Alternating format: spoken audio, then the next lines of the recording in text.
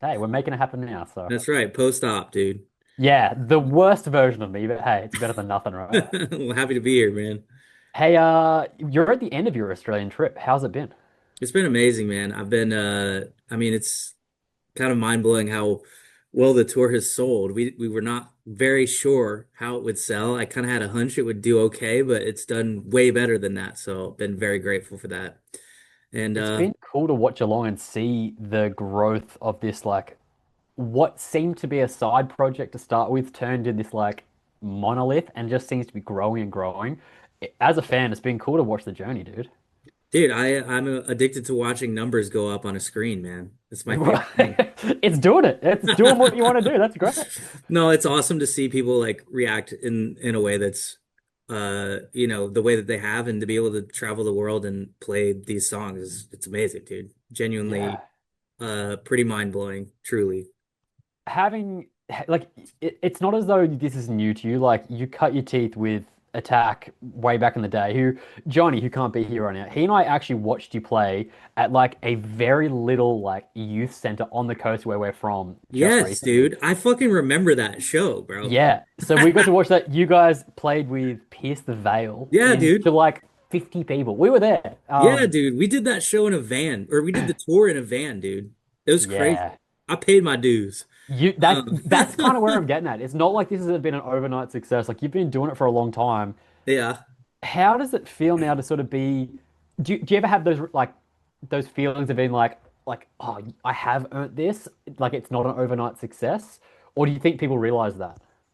I don't know if I really care, honestly. I'm just like enjoying it. I'm just like, this is sick, dude. It's Cool. like Yeah. it's a cool moment to happen. And, I would make music if no one gave a shit.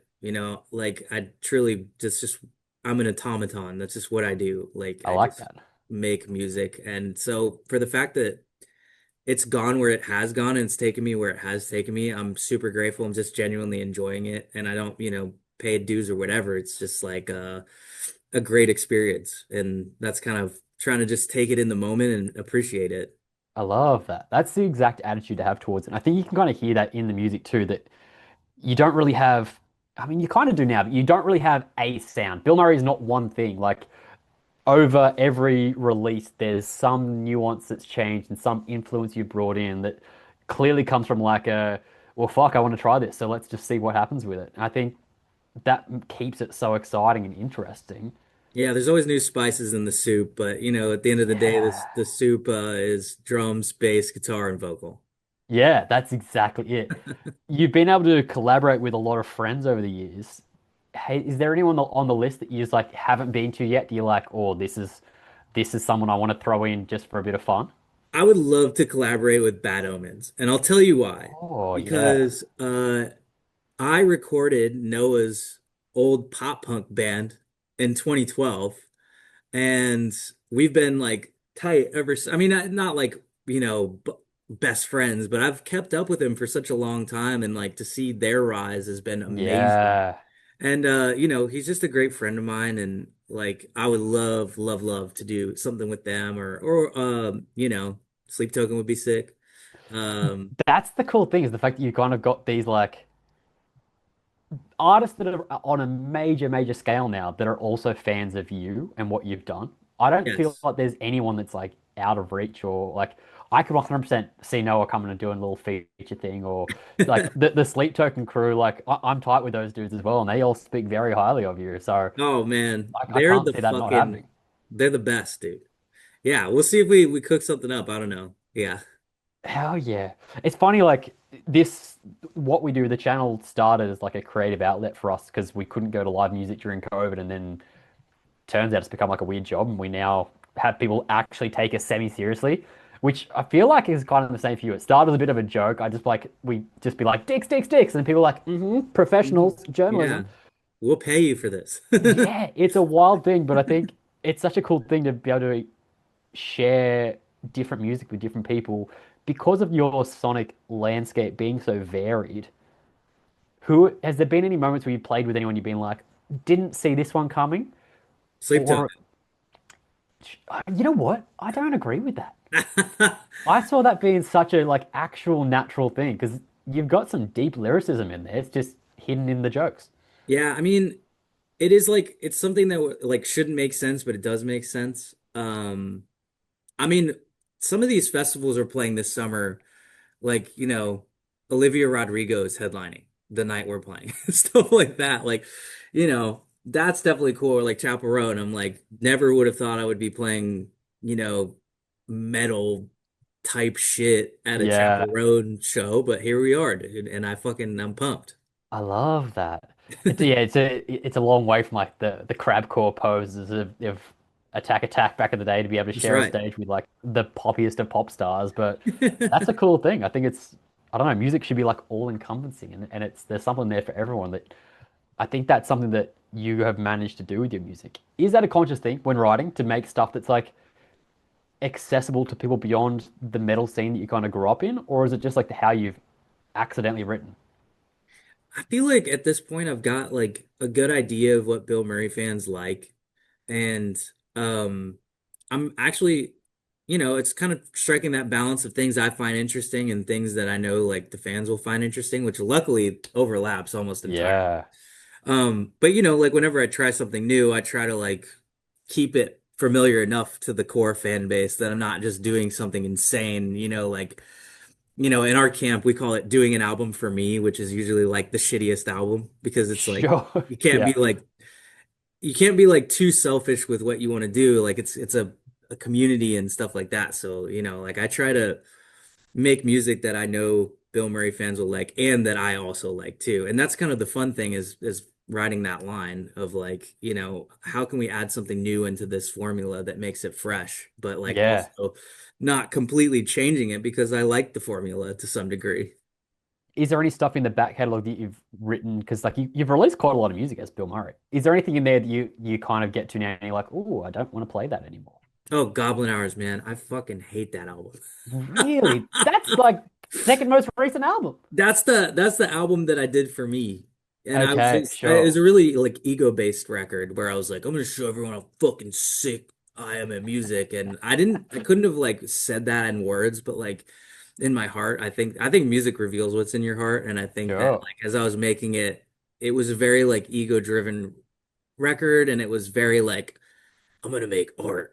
And I Yeah, just look back and I'm like, you're a dumbass, dude. Just like, it's not that fucking deep. Just make something like enjoyable that's simple. Like, I think that the greatest music in the world is finding like how to make something complex sound simple. yeah. And I didn't do that on Goblin Hours. I was just like, let's just make it as complex as possible. Add a Okay, bajillion instruments, and that's why Motorsports, I was like, I'm stripping all of that away and I'm only going to have the very, very, very basic things that are there. There's not going to be a billion things going on. It's going to be like drum, bass, guitar, vocal, and like maybe one other thing. And I sure. think that's why the record found success because I had a little bit of an ego death after Goblin Hours and was able to just make something like I know that people will like this. It's got a good energy to it, and there's no like ego high art bullshit in it. Sure. Yeah. That is but unless you do try it, you don't know. Like, Yeah, you that's kind of have right. to make that sometimes. Like, That's right. what is it? Without the sour, the sweet wouldn't taste so sweet. Yeah, exactly. Uh, And I learned a lot of lessons from Goblin Hours, so I'm grateful for it. I think Corn-Fed Yetis is a good song, but everything else, I'm like, eh. well, I wish I didn't do that. Do you think, because like country music on a whole, and there is a real like southern twang to motorsports. Do you think that that was like right time, right place, that that movement just reached a new global level, and so there was like an accessibility factor, or was it just an accidental like right time, right place in terms of the sound? Accident. I remember I was like working on some country stuff because like so my manager is from Nashville, so he just started connecting me with all these like well actually before I started working with my manager, I became friends with Hardy and like Sure, became friends with like a bunch of other Nashville country guys. So it just felt like all these doors to Nashville kept opening up in my life. And then my manager is born and raised Nashville, knows everyone there. And sure. so it's just like, man, it's really weird that all these like doors to country, which is a genre I've always loved, are opening up and I'm getting to like meet kind of my heroes in a lot of ways. Yeah, And I was just like, well, let's just ride this wave and see where it goes. And then I was like, oh shit, like Beyonce just dropped a country album and then Post Malone just dropped a country album. I was like, had no idea that this was like any sort of movement. I was just kind of following the open doors that were laid before me. So, I Maybe it was everyone up in the same moment. Everyone's getting yeah, open up to Nashville at once. yeah, sniffing the same vibes, I guess. I don't know. What do you reckon's next? Can you call that? It's a big prediction, but Rock music, dude. just straight up rock. We Just talking rock. like Nickelback rock? Yeah, I think Fuck so. yeah. I think rock in general. I mean, like Sleep Token just beat out Miley Cyrus and Ed Sheeran Yeah. first week streams, which is absolutely insane. If you were to have told me that like 10 years ago, I would have laughed at you. I think like the music landscape is really shifting towards rock, and what's sick about that is I play rock, so Yeah, you do. we're in, dude. Yeah, you got a head start. Yeah. So what are we listening to right now? Some people hate this question, but I love hearing it because I feel like Oh, fans like to know what the people they look up to are listening to. What's uh, a few artists you listen to right now? I'll give you that new Morgan Wallen record I've been listening to a ton, and then this like hardcore band I think from Philly called Gridiron. Oh, I love Gridiron. Yeah, they're Yeah. fucking sick, dude. Energy. Heck Yeah, yeah. so maybe we try to mix those sounds. Oh, I love that. Yeah. It shouldn't work on paper, but I can see you doing it. Oh yeah, I mean, I want to get Gridiron on a track for sure. I'm digging what they're doing. Have you So heard Malevolence before? no, I reckon you should check those dudes out. They're from Sheffield in the UK and they've got this like epic 80s metal. Think it's like Metallica meets Gridiron. okay, interesting. They're epic. I feel like that's a really cool sound that they're gonna blow up. I'm calling it now. They're doing pretty well, but It's amazing that like rock. I mean, I've been in the game for a while, but like rock is it's always been kind of like not the biggest genre, and so sure. it's just been fascinating. I was talking with uh Caleb, the Caleb from Beartooth, and he was like, We love it's Caleb. just like, dude, we've never like when we started, a band being huge was playing 1,500 cap rooms. Like that was Yeah, the peak of a band. And now it's like there's never been more rock bands in arenas across the world, at least in my lifetime. I mean, it's like Pierce the Veil, Sleep Token, Bad Omens, Architects is doing arenas, Bring Me the Horizon. It's just like there's like 8 bands in our scene here constantly playing doing it. arenas across the world. And it's like Yeah. I think that kind of trend is going to keep going for the next couple of years is my prediction. So, I also think it's because rock bands are probably putting in the effort and rewarding the fans with that. Like I look at Parkway Drive, Australian yes, metalcore another band. They just one. did like a big arena show here, and the production was the biggest thing I've ever seen. Bigger than like I went to Taylor Swift when she was out last time, and it was amazing. Parkway was better. Like Damn. it was insane the amount they're putting back into it. I think that's a cool thing that the rock bands seem to be aware of like, oh, this is our time to like make the most of it. So let's Well, see and what we people can are do. interested too. Like, I feel like the general public is a lot more interested in rock music than maybe they were like 5 years ago. So Yeah. it's incredible, dude. I mean, yeah, genuinely very much enjoying the way things are trending towards. From a online perspective, like so we started as like reactors. That was our thing, just watching music videos because we couldn't go to live shows. It's been pretty wild watching how much emphasis is going into music videos and like the reaction space because music journalism has changed so much. The written word is not a thing anymore. Everyone goes and watches reviews on YouTube. You've taken a very different approach in the way you create your videos and being like, rather than spending $1 million, I'm gonna mow my lawn. Yeah, yeah, yeah. Was that like a conscious thing, or is that like, fuck it, let's just see what happens? Well, I did feel like one, I'm lazy. That's the number one rule. Sure. Two, I did feel like, in order to stand out, a lot of people are spending way more money than I have on videos. So it's like I'm not going to try to make a really like good looking video because I don't have the money to do it. So it's like if you try to do something in the middle, it kind of sucks. It's either got to be like Sure. Yeah. really, really good or really shitty. So I was like, well, I've got I can do shitty. yes, I can do shitty. And it's like I grew up on YouTube, so like, low budget YouTube shit is has always been my jam from day one. So like I love the DIY nature of YouTube and all that stuff. So that's kind of baked into my DNA, and I like that aesthetic quite a bit more than the high budget stuff, which if I had a good idea, I would do high budget stuff, Yeah. but most of the time I'm sick of trying to act cool in front of a camera because that's just not me. So I try to shoot it as fast as possible to get it over with. That is so relatable. Yeah, I'm gonna fuck this up anyway, so let's just get it done. But Yeah, I like that. How do you go about internet negativity? I haven't seen much for you, to be honest. Like people seem to be overwhelmingly positive and kind towards what you put out there. But how do you deal with any negativity on the internet? I think the blessing of being older is that you care less what people think of you. Sure. And I'm just like, I don't know, dude. Something switched when I got older. I'm just like, Yeah. just like why do I, why would I care? Luckily, like it has been, we've been well accepted by people, which is great. But I think as things get bigger, it's just inevitable. So like, Yeah. whatever, you can't do anything about it, and it's okay. Like, That's a good attitude to have. yeah. I feel like that's easier said than done for some people, but if you're naturally able to sort of just like let it roll off, that's a really cool thing. Yeah, I think 25-year-old me would have really cared, but I'm like 34 now. Like, I don't know. Growing I'm up. just gonna make music and like let people fucking decide whatever it is. Yeah. Like everyone has the right to their opinion, so be it. Heck yeah. And what's next for Bill Murray? I know we've got a bit of a limited time limit here. So what's the goals for you? What's on the cards? You've obviously got some summer festival stuff coming up. What's Yeah, dude, next? big news soon for sure, bro. No, I think actually though, big news. No, I think we've got music coming up. We've got a lot of festivals this summer.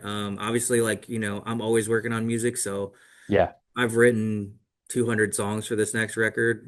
199 of them are ass. So, we're gonna great. keep I on look forward to going, all of dude. them. That's right. But like just constantly writing. So anytime I'm home or anytime I get free time, I'm writing some jams, and we pick the good ones and bank them up, dude. So we've got some stuff banked up, and we're we're cooking, dude. We're Do you chefing it feel up. pressure with that, or like because you're constantly creating for you, but off the success of this album, do you feel pressure to back it up, or are you Yes, kind of dude. like just Yeah, okay, great? I like absolutely. the honesty. No, no, it's definitely a mental game. I feel like I've kind of locked into like a good headspace with it, whereas like before, if you sit down and try to write a record and you're like, it's time to reinvent the wheel, Yeah, it just doesn't ever work. Like I gotta make a masterpiece. It's like, you know, that was kind of my attitude going into it early on, and I wrote a lot of dog shit. And again, it was kind of like that ego thing from Goblin Hours, but I just got over it faster and was like, great. like I kind of had this epiphany of like what makes pizza good. It's the dough, the sauce, and the cheese are good. You're not reinventing pizza. Like pizza's sick. You don't need to change anything. It's Yep. like just make the ingredients good. And I think that once I kind of hopped on that, where it's like, if all the ingredients are good, drum, bass, guitar, vocal, and song, then you'll be fine. And just make sure those things are great and don't reinvent the wheel. You don't have to add some insane genre thing like, whatever. It's just like do the simple things good. And once I locked into that, it started flowing a lot better. And now, I've got like probably 5 or 6 songs that I like absolutely adore. So, Cool. yeah. Yeah. When you're writing, do you think about the live performance Oh yeah. aspect of it? Yes. Because that's Yeah. something that obviously, like, I'm so bummed that I'm recovering from this and I can't come along to watch and All see good. We'll you. be back, Because, man. No yeah, worries. you have to, just for Yeah. me. I'm That's gonna make right. it very selfish. But from the footage I've seen you live, like, you look like you have such a fun live show. I wondered how much of that comes into when you're writing the songs, being like, cool, I can see this moment happening, and this would be a sing-along point.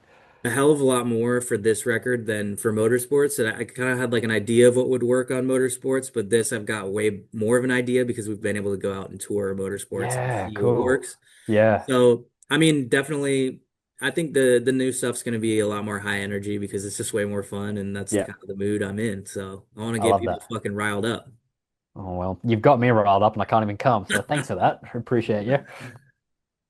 Oh, dude, I won't hold you up. Like as I said, it's a pleasure to have you back in the country, and I'm bummed I can't come and watch tonight. But I'm glad Well, we finally dude, got to do this and have a quick chat. absolutely, man. I appreciate everything, dude. I've watched all your videos, so you Oh know. man, we've got you. Like I said, I've been a fan since Attack Attack. Like I'm genuinely a fan of you as a musician and an artist, and it's been really cool with Bill Murray to watch just the influence and the changes over the years, it keeps it exciting. So I look Well, forward to dude, what's coming I'll have next. to we'll have to meet up next time, man. I would love to hang. We'll get a workout in. That's something I definitely want to get done. Yes. It's a Heck, must. deal. All right, Johnny brother.